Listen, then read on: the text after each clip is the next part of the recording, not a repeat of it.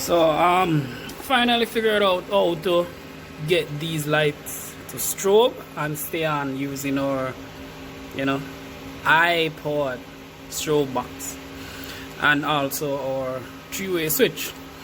So been trying and trying to figure out how we do it, and these bad guys, they do all the tricks. So we're gonna show you a quick demonstration on how this will work. So you have a normal on, you have that option. So if you have your lights on and you don't want it to flash like that, you just keep them on like that. And then the normal off function, and you have the strobe function. So yeah, finally did it, man. Finally did it. So you can visit us at 24 Alpha Tree Road, Futuristic Lighting and Supplies. So yeah.